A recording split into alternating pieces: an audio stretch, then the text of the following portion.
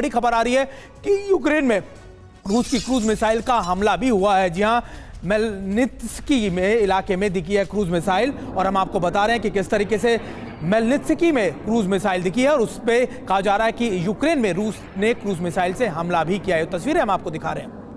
और रूस की क्रूज मिसाइल पर यूक्रेन का हमले में यूक्रेन ने मिसाइल को मार गिराया, जिसकी तस्वीरें सामने आई हैं।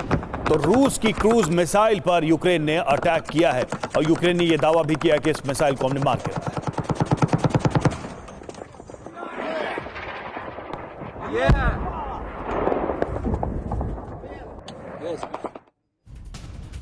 और इसी बीच एक और बड़ी बात आपको बता दें कि रूस की स्ट्रेटेजिक नेवल न्यूक्लियर फोर्स की भी तैयारियां पूरी कर ली गई है। जी हां, कहा जा रहा है कि हाई अलर्ट पर है रूस की नेवल न्यूक्लियर फोर्स और अपनी सुरक्षा के लिए नेवल न्यूक्लियर फोर्स पूरी तरीके से तैयार कर ली गई है। रूस की तरफ से कहा गया है, रूसी नौसेना चीफ कि अमेरिका को ये चेतावनी भी है, यानी देखिए कहा जा रहा है कि नेवल न्यूक्लियर फोर्स जो है उसको तैयार कर लिया गया है, यानी कोई सी से कोई बड़ा थ्रेट आएगा तो उसके बाद जवाबी कार्रवाई या फिर रूस एक बड़े ऑपरेशन कर सकता है। जी तो रूस की नेवल न्यूक्लियर फोर्स तैयार है। रूस ने नेवल न्यूक्लियर फोर्स को हाई अलर्ट पर रखा है। नेवल न्यूक्लियर फोर्स हमले के लिए पूरी तरह से तैयार है। अपनी सुरक्षा के लिए नेवल न्यूक्लियर फोर्स ने पूरी तैयारी की है। न्यूक्लियर वॉरहेड की ताकत बढ़ा रहा है रूस।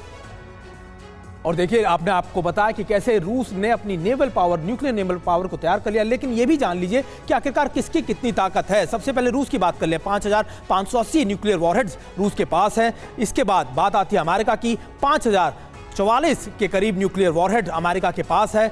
अब बात करते हैं चीन की, 500 से ज्यादा न्यूक्लियर वॉरहेड चीन के पास है। और ये देखिए लगातार हम कह रहे हैं कि किस तरीके से न्यूक्लियर वॉर की तरफ बढ़ती जा रही है खासतौर पर। और ये भी कहा जा रहा है कि देखिए सभी देश अपनी न्यूक्लियर तैयारियों के बारे में अपने आप को बताया।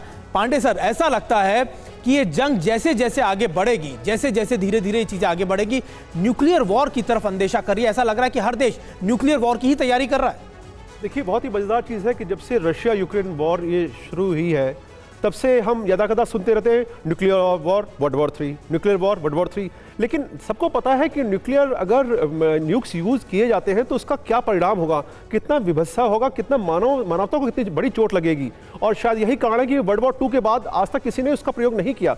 तो ये एक नैरेटिव सेट करने का जो है माध्यम है। ये कहा जाता है कि हथियार जो है वो अब सैन्य हथियार नहीं रहे, ये राजनीतिक और कूटनीतिक हथियार बन गए हैं। 5000 आपने दोनों की तरफ 5,000 लगभग दोनों के पास है, रशिया और यूक्रेन के पास। अब उससे क्या करेंगे आप?